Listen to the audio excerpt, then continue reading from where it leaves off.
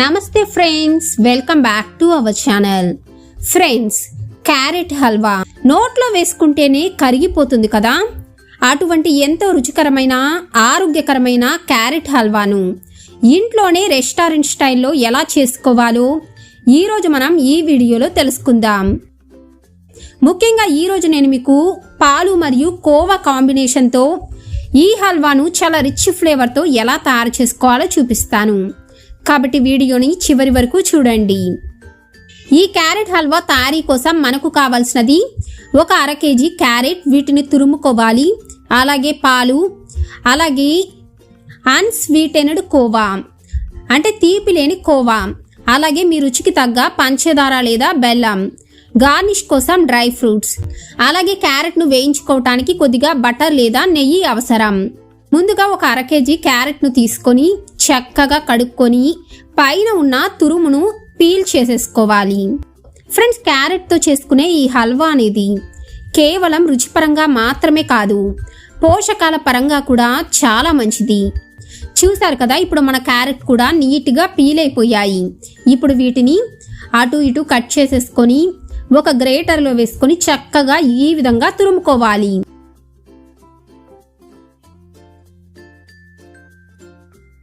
ఇప్పుడు ముందుగా ఏం చేయాలి అంటే గ్యాస్ మీద ప్యాన్ పెట్టుకొని ప్యాన్లో మనం క్యారెట్ ఫ్రై చేసుకోవటానికి కొద్దిగా బటర్ను వేసుకోవాలి. మీ దగ్గర బటర్ లేకపోతే నెయ్యి అయినా సరే వేసుకోవచ్చు.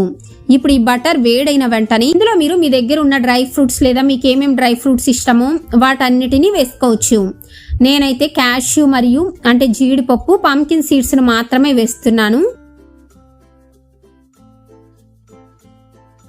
ఇప్పుడు ఈ డ్రై ఫ్రూట్స్ కొద్దిగా ఫ్రై అయిన తర్వాత వీటిని మరొక బౌల్లోకి తీసి పక్కన పెట్టుకోండి. ఇప్పుడు ఈ బటర్లోని మనం తురిమి పెట్టుకున్న క్యారెట్ను పచ్చి వాసన పోయే వరకు వేయించుకోవాలి.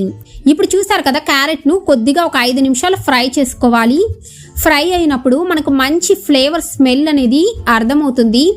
ఆ స్మెల్ వచ్చిన వెంటనే క్యారెట్ ఈ విధంగా మెత్తబడిన వెంటనే అందులో కొద్దిగా పాలు పోసి మూత పెట్టి ఉడికించాలి. అంటే మనం పోసిన పాలు మొత్తం క్యారెట్కు పట్టి క్యారెట్ సాఫ్ట్గా అయ్యే వరకు ఉంచాలి.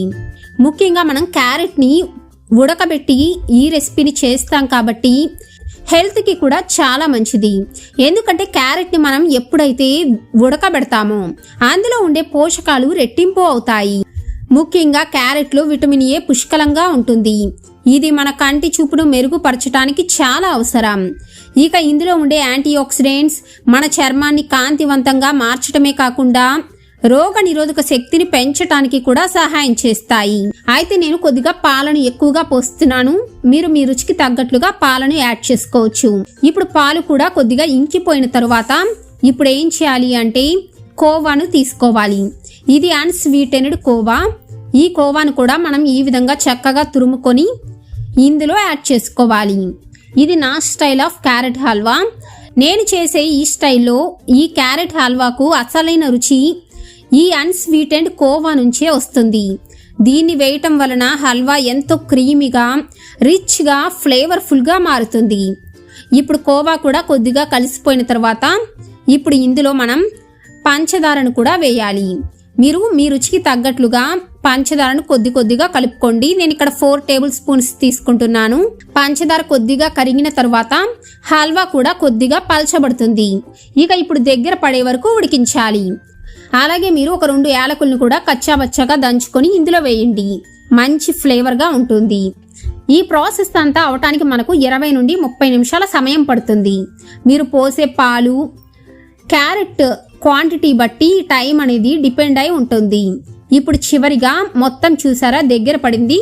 ఇప్పుడు ఇందులో చివరిగా మనం నెయ్యిలో వేయించుకున్న జీడిపప్పు, పంకిన్ సీడ్స్తో గార్నిష్ చేసుకుంటే మన వేడి వేడి రుచికరమైన క్యారెట్ హల్వా రెడీ అయిపోయినట్లే.